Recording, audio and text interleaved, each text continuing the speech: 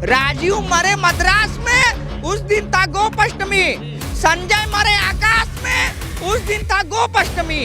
तो कैसे ये सब विलुप्त हो रहे हैं। स्वामी प्रसाद मौर्य जी से मैं कहना चाहूँगा, सनातन धर्म पे वो तो हमारे यहाँ काशी में उनको कहा जाता है कि पागल है, बेवड़ा एक शब्द है कि स्वामी प्रसाद मौर्य जी ने ये ज्ञान पढ़ा नहीं है या फिर लेना नहीं चाहते हैं। वो सब पढ़े हैं, पर वो इस समय न घर के हैं न घाट के हैं। बदल सकते हो, मैं ब्राह्मणों का हत्या सहन कर सकता हूँ, मैं साधु संत गरीब शोषित पीड़ितों का हत्या सहन कर सकता हूँ, पर आज तुमने जो गायों की हत्या कराई है, आज गोपाष्टमी है। और देखना, तुम्हारे कांग्रेस परिवार को बोला था कि तुम्हारे कुल का पूरा नाश होगा गोपाष्टमी के दिन।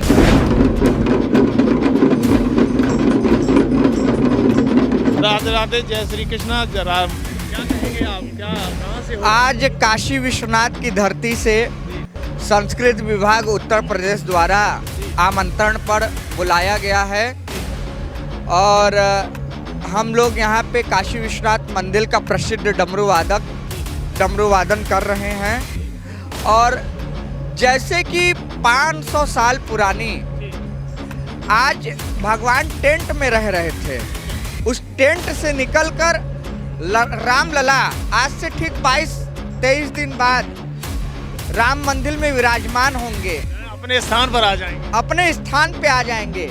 इसलिए काशी की जनता का प्रतिनिधित्व करते हुए काशी विश्वनाथ महादेव डमरू दल आज अयोध्या की धरती पे उपस्थित हुआ है। कैसा लग रहा है महाराज जी, आप जिस तरीके का भव्य माहौल देख रहे हो, काशी के बाद अब राम जन्मभूमि पर आप हो और नरेंद्र मोदी भारत के प्रधानमंत्री आ रहे हैं, क्या आप उनसे मिले हो कभी, कैसा लग रहा है? माननीय प्रधानमंत्री जी से हम कई बार मिल चुके हैं काशी में, और संस्कृत विभाग के साथ हम लोग का कार्यक्रम रहा। तो 2014 के बाद नए भारत की कल्पना जो है वास्तविक में सच हुई, और नए भारत का विस्तार 2014 के बाद हुआ है।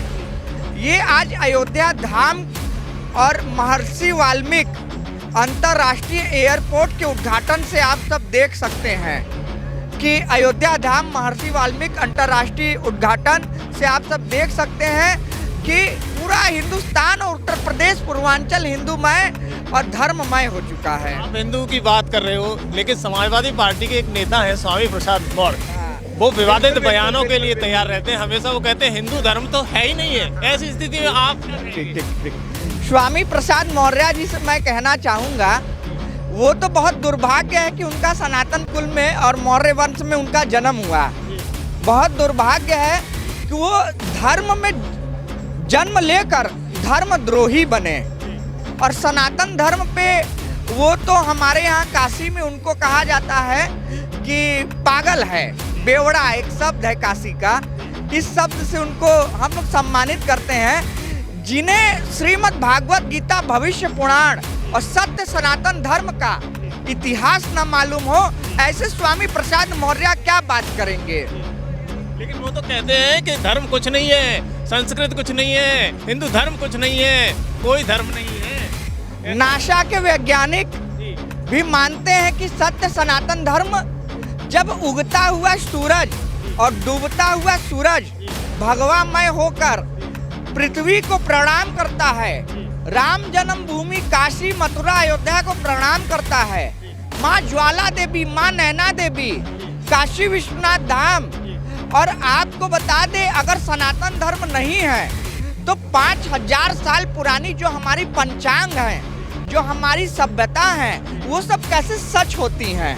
वो सब कैसे, जो चीज बोला जाता है हमारे धर्म में, हमारे धर्म हिंदू सनातन धर्म जिसका बात करें, जो भी चीज बोला जाए वो तुरंत सत्य होता है। लगता है कि स्वामी प्रसाद मौर्य जी ने ये ज्ञान पढ़ा नहीं है या फिर लेना नहीं चाहते हैं। वो सब पढ़े हैं, पर वो इस समय न घर के हैं न घाट के हैं। वो उनको अब चाह रहा है एक फील्ड, एक जगह स्थापित होने के लिए हिंदू विरोधी बात करके वो तो समझ लीजिए भाजपा की बी पार्टी है। लेकिन समाजवादी पार्टी में है तो सही, वो आप कह रहे हो ना घर के न घाट के, समाजवादी पार्टी फिर क्यों रखे हुए हैं? समाजवादी पार्टी में अब देखिए वो कहीं के तो रहे नहीं, समाजवादी पार्टी में भी उनकी अहमियत क्या है आप देख ही रहे हैं, ठीक है ना। वो घर के हैं ना घाट के हैं। सनातन धर्म का विरोध करके कम से कम उनका मीडिया में नाम आता रहे, फोटो आता रहे, ये वो चाहते हैं।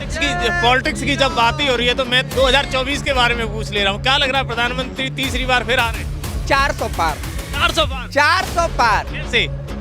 देखिए ज्यादा बात नहीं करते हुए आप देखेंगे गुजरात, आप देखेंगे उत्तर प्रदेश, मध्य प्रदेश, छत्तीसगढ़, जम्मू एंड कश्मीर, धारा 370 हटाना, राम मंदिर का निर्माण, धारा 300 आर्टिकल ए हटाना, ट्रिपल तलाक हटाना, और ऐसे हिंदू मुस्लिम सिख ईसाई सभी धर्मों के लिए कार्य हुआ है, सबके लिए किया है। सबके लिए काम किया। विपक्ष को क्यों नहीं दिख रहा फिर? विपक्ष को इसलिए नहीं दिख रहा है, देखिए विपक्ष को नहीं दिख रहा है तो एक यात्रा निकली थी इनकी, भारत जोड़ो यात्रा, कश्मीर से कन्याकुमारी तक, ठीक है। अब दूसरा यात्रा निकलने जा रहा है 14 जनवरी को, जिसका मणिपुर से शुरुआत हो रही है और बंबई में जाके खत्म हो रही है। उसका नाम क्या रखे हैं? भारत न्याय यात्रा। अरे 1947 में तुमको भारत न्याय यात्रा का चीज नहीं दिखा? भारत जब जोड़ने का समय था तो वो 1947 था। 1947 में भारत माँ की टुकड़े टुकड़े हुए हैं। उस समय नेहरू जी को और गांधी परिवार को, जो नकली गांधी परिवार है, उसको उस समय भारत जोड़ो यात्रा निकालनी चाहिए थी। और आज जो न्याय यात्रा है ये सब एक ढकोसला है जनता को बरगलाने की। और ये जो देख रहे हैं कि एक तरफा सिर्फ मोदी मोदी मोदी मोदी हो रहा है, तब कुछ न कुछ नाटक करते रहेंगे सत्ता में आने के लिए। गठबंधन तो बहुत बड़ा मजबूत हो गया है। ब्राह्मण जी, आपको नहीं लगता कि गठबंधन कहीं न कहीं मोदी जी को गिरा भी सकता है? कुछ मजबूत नहीं हुआ है भैया। मजबूत होता तो ये जो 3-4 राज्यों के चुनाव हुए हैं ना, उसमें तो ईवीएम का घोटाला बता रहे हैं। कुछ कभी होता है। आप पत्रकार हैं, आप बताइए, आपने कई कार्यक्रमों में गया होगा, आपने देखा होगा, कभी ईवीएम का घोटाला हो ही नहीं सकता। अच्छा, ईवीएम का घोटाला 3 राज्यों में हुआ और जहां कांग्रेस जीती वहां नहीं हुआ। कहते हैं कि वहां की जरूरत नहीं थी, भाजपा ने इसलिए दे दिया। ऐसी कोई बात नहीं है, सब फर्जी बात है। 24 में 400 पार? ये 24 में 400 पार। विपक्ष कहाँ जाएगा? विपक्ष तो शून्य है। कांग्रेस पार्टी तो खत्म है। एक बात, दूसरी बात बता दे रहा हूँ, बहुत जानकारी वाली बात है। स्वामी कल्पात्री जी महाराज रोते हुए संसद में 1976 के आसपास, 74 या 76 में कहे थे, इंदिरा गांधी की सरकार थी, गौ हत्या बंद कराने के लिए, कार्रवाई के लिए साधु संत और गायों के साथ कहा था कि इसको बंद करिए गौ हत्या। तो कांग्रेस पार्टी ने गोली चलवा दिया। इंदिरा गांधी की सरकार थी, कई सारे साधु संत मारे गए और उसमें निर्दोष गाय भी मारे गए। तो कल्पात्री जी संसद भवन के अखबार की कटिंग आप पढ़िएगा, उसमें स्वामी कल्पात्री जी महाराज ने कहा कि आप बदल सकते हो, मैं ब्राह्मणों का हत्या सहन कर सकता हूँ, मैं साधु संत गरीब शोषित पीड़ितों का हत्या सहन कर सकता हूँ, पर आज तुमने जो गायों की हत्या कराई है, आज गोपाष्टमी है और देखना, तुम्हारे कांग्रेस परिवार को बोला था कि तुम्हारे कुल का पूरा नाश होगा गोपाष्टमी के दिन। और आज देख लीजिए, इंदिरा मरी आवास में उस दिन था गोपाष्टमी, राजीव मरे मद्रास में उस दिन था गोपाष्टमी, संजय मरे आकाश में उस दिन था गोपाष्टमी। तो कैसे ये सब विलुप्त हो रहे हैं? स्वामी धर्म सम्राट कल्पात्री जी महाराज की श्राप है। ये देखिएगा, जिस तरीके महाराज जी ने भव्य हमें जो बातें बताई कि गोपाष्टमी के दिन कैसे अशुभ कांग्रेस के लिए साबित हो रहा है। हालांकि ये महाराज जी के मुख से निकली हुई बातें हैं। आप खबर एक्सपर्ट पर इसी तरीके से अयोध्या की बेबाक खबरें देखते रहिएगा और हमारे चैनल को शेयर सब्सक्राइब जरूर करिएगा। ये आपके लिए हम लोग अयोध्या की धरती पर हैं।